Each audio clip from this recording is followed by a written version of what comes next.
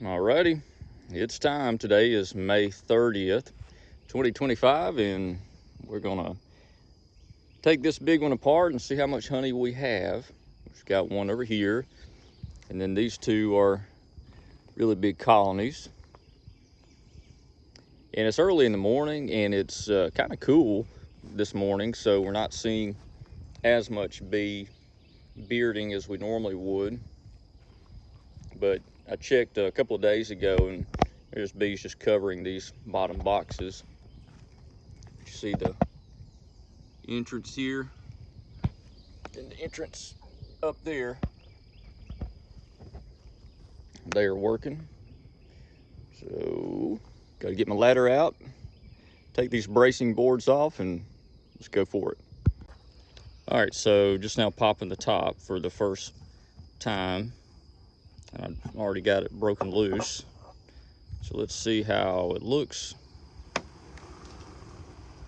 And full of bees.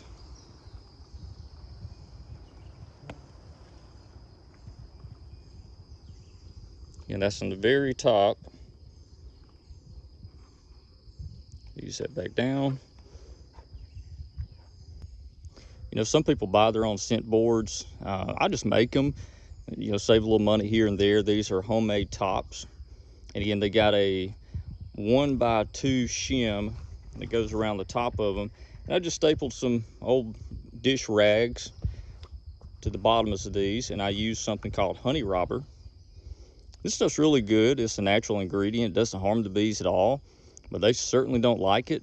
So when I use this stuff, I put it on the very top of the hive boxes themselves, and then it drives the bees down, and I can take that super off without it being full of bees. So it's kind of win-win situation. But all I do just kind of soak these rags down just a little bit. Doesn't take very much.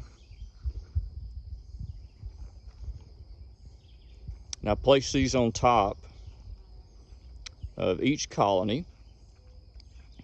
Only takes about 5 minutes or so, maybe less than that, and the bees are already driven down and just kind of work my way down. You ready? Look at that. This scent board is awesome. So let's see what's in this top box and go from there. Looks like mostly uncapped, so we're going to pull that top box off. They've definitely been working it. Pull that top box off and going down to the next one where we should find capped honey. All right, next one down. I see some capped honey, but I'm not so sure this is quite ready to take. This time of year, you want your frames to be about 80 to 90% capped before you take them. Now in late July when we pull our honey, then typically they've got the moisture pulled down, so it doesn't really matter. Just see what we're looking at here. Yeah, we aren't ready here. This side looks good. Next frame over, looks like it's mostly capped. I do see quite a bit of capped honey in the next super below. And I fully expect this because this is early. This is a early season pull, so it's not all going to be ready yet.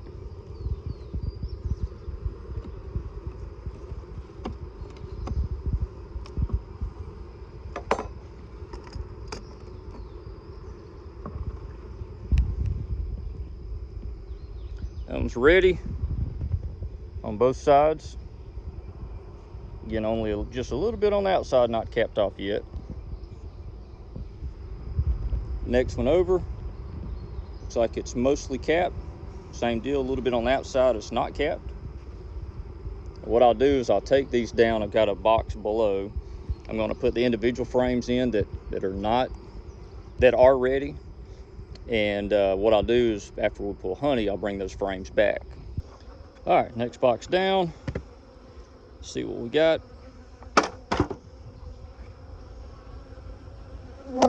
See quite a bit of capped honey. Looks like almost this entire super is ready except for the far outer frame. So I'm gonna pull that one down. Our next one down.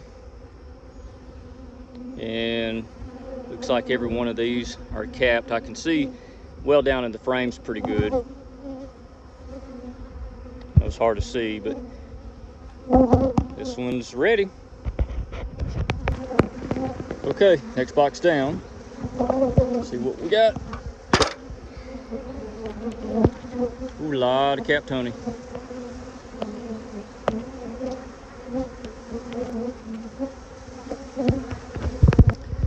Alrighty, another box down.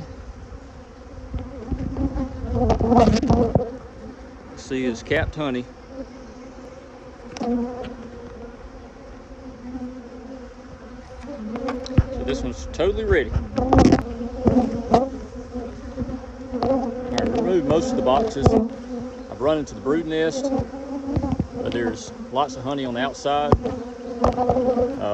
I'll go down a couple more supers, but generally I won't leave these alone. They'll backfill the rest of this summer. I'll pull the rest of it off in July. But that was a lot of honey that came off that one. So let me explain kind of what I was doing. I was going through each super in the big colony and all the other ones that are over there, and looking for frames that were roughly 80-90% capped off. This time of the year, since it's the end of May, there's still some moisture in the hives and fresh nectar, so you want to avoid getting that.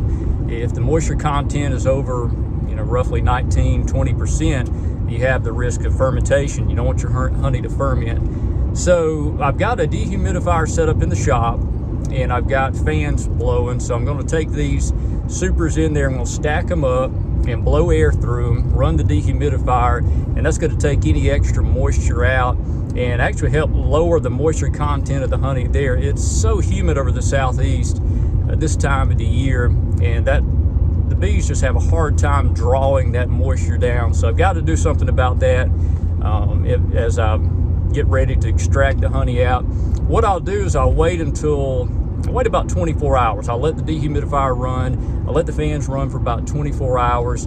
Then I'll extract the honey from there. Once I do that, I'll return the extracted frames back to the colonies, and I'm not going to stack them up as high as they were. What I'll do with the really big colonies, I'll probably add 2 supers back. With the smaller colonies, we'll see if I add any supers back at all.